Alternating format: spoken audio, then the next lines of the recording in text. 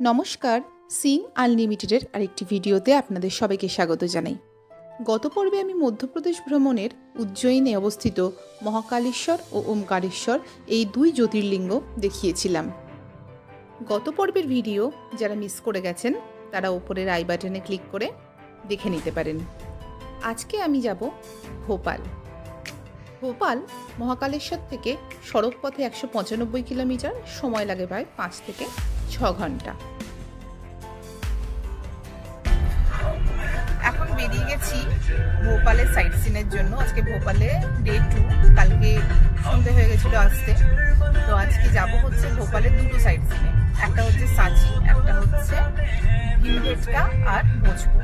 ভীমবেটকা ভোজপুর একটা রাস্তায় পড়ে, সাঁচি একটা রাস্তায় পড়ে। তার সঙ্গে বিদিশাও আছে আর একটা সাইট সিন, কিন্তু বিদিশা পড়বে না, সাঁচি বিদিশা একই রোডে পড়ে।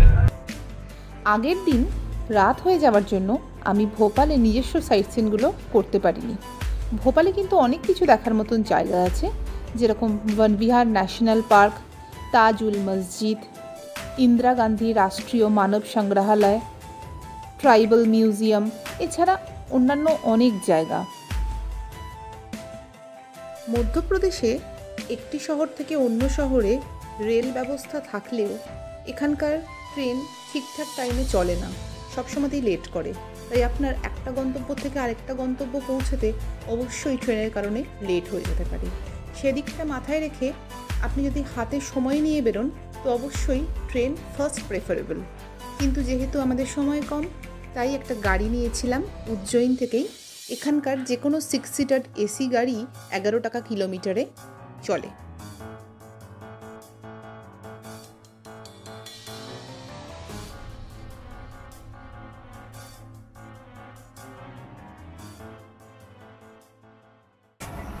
আমি এখন দাঁড়িয়ে আছি মধ্যপ্রদেশের ভোপাল থেকে সাঁচি যাওয়ার রাস্তায়, মানে সাঁচির কিছুটা আগে আর কি, অনেকটাই চলে এসেছি। আর সাঁচি এখান থেকে 10-15 কিলোমিটার বাকি, 18 কিলোমিটার বাকি এক্স্যাক্ট জায়গা।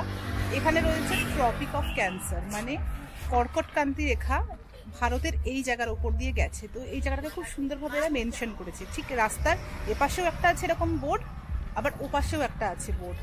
তো এই সেই বিখ্যাত জায়গা।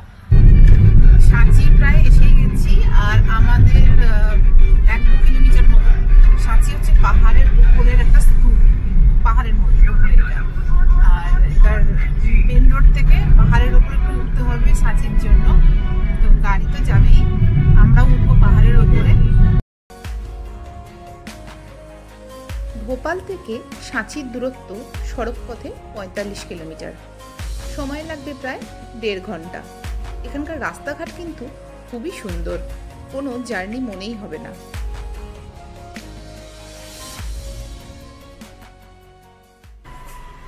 আমি এখন এসেছি এখানকার বুকিং অফিসে সাঁচির। এখানে 2 ধরনের টিকিট কাটা যায়, একটা হচ্ছে স্তূপ দেখার, যেটা পাহাড়ের ওপরে, আর একটা নিচে রয়েছে মিউজিয়াম। মিউজিয়ামটাও কিন্তু এএসআই আন্ডারটেকিংয়ে আছে। তো এই কিউআর কোডটা হচ্ছে মিউজিয়ামের, আর এই দিকে একটা কিউআর কোড আছে, এইটা হচ্ছে সাঁচি স্তূপের। তো এইগুলো অবশ্যই অনলাইনে করলে বেশ ডিসকাউন্ট পাওয়া যায়। তো অনলাইনে টিকিটটা কাটবো, তারপর চলে যাব সাঁচি স্তূপ দেখতে। এই মিউজিয়াম কিন্তু মানে 9টা থেকে 5টা খোলা থাকে, আর স্তূপটা সানসেট টাইম অবধি, মানে 5:30 অবধি খোলা থাকে, 9টা থেকে। তো টাইমিংগুলো কিন্তু সব আর্কিওলজিক্যাল সার্ভে অফ ইন্ডিয়ারই ওই 5টা 5:30 অবধি খোলা থাকে, তারপর কিন্তু আর খোলা থাকে না। এখানে উঠে পড়লাম গাড়িতে, এবার উপরে উঠছি পাহাড়ের। যেরকম একটা বৌদ্ধ স্তূপগুলো ঠিক যেরকম মানে আর্কিটেকচারে হয়, ওরকমই পাহাড়ের ওপরটা সুন্দর করে বাঁধানো রয়েছে। আর যাবো পাহাড়ের ওপরে।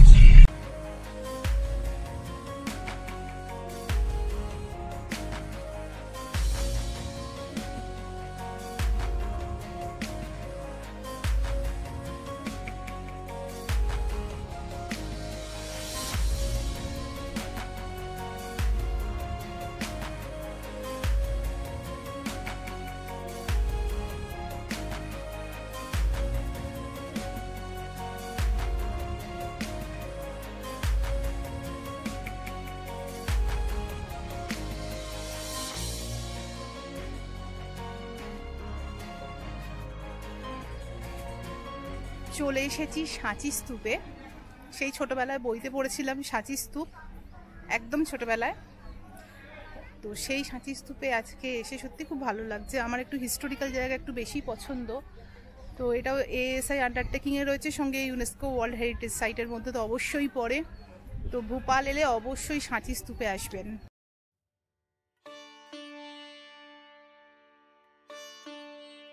সাঁচি স্তূপ কথাটা বললেই সেই ছোটবেলায় ইতিহাসের পাতায় অর্ধগোলাকৃতি সেই স্তূপটির কথা আজও মনে পড়ে। এই সাঁচি স্তূপ মৌর্য সম্রাট অশোক দ্বারা খ্রিস্টপূর্ব 3য় অব্দে নির্মিত হয়। এটি ভারতের পাথর নির্মিত প্রাচীনতম স্থাপত্য হিসেবে গণ্য হয়। অশোকের স্ত্রী এই স্তূপ নির্মাণের দেখাশোনা করেন পরবর্তীকালে। এখানে মোট 3টি স্তূপ আছে। প্রথম স্তূপে বুদ্ধদেবের দেহাবশেষ রয়েছে বলে মনে করা হয়। দ্বিতীয় স্তূপে রয়েছে অহর্তের দেহাবশেষ ও তৃতীয়তে আছে সারিপুত্ত ও মহামৌগলায়নের দেহাবশেষ। এখানে সিঁড়ি দিয়ে ওপরে উঠে আপনি এই স্তূপটিকে সুন্দরভাবে পরিক্রমা করতে পারবেন। এক অপূর্ব শান্তির জায়গা এই স্তূপ। অনেক বৌদ্ধ ভিক্ষুককে দেখলাম এখানে বসে প্রার্থনা করছেন পরম শান্তিতে। চারদিক নিস্তব্ধ, আশেপাশে কোনো মানুষের কোলাহল নেই, সবাই কেমন যেন নিজের ছন্দে ঘুরে বেড়াচ্ছে। গৌতম বুদ্ধের দেহাবশেষের উপর অর্ধগোলাকার এই স্তূপটি নির্মিত হয়েছে। স্তূপের ওপরে একটি ছত্র এবং চারপাশে সুন্দরভাবে অলঙ্কৃত তোরণ নির্মাণ করা হয়েছে। এছাড়া একটি বেলে পাথরের অশোক স্তম্ভও রয়েছে। এই স্তম্ভে ব্রাহ্মী ও শঙ্খলিপিতে খোদাই করা রয়েছে।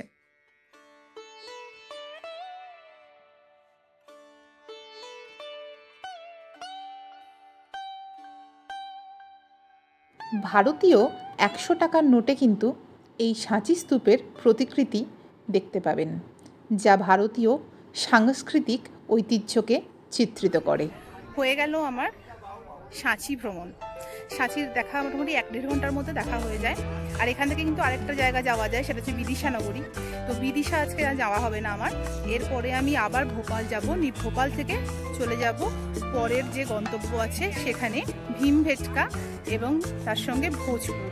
ভোজপুরের সেই কাহা রাজা ভোজ কাহা গঙ্গু তেলি, সেই ভোজপুরের মানে ভোজ রাজার শিব মন্দির দেখতে। ভিডিওটি ভালো লাগলে চ্যানেলটিকে লাইক, শেয়ার ও সাবস্ক্রাইব করে পাশে থাকবেন। ধন্যবাদ।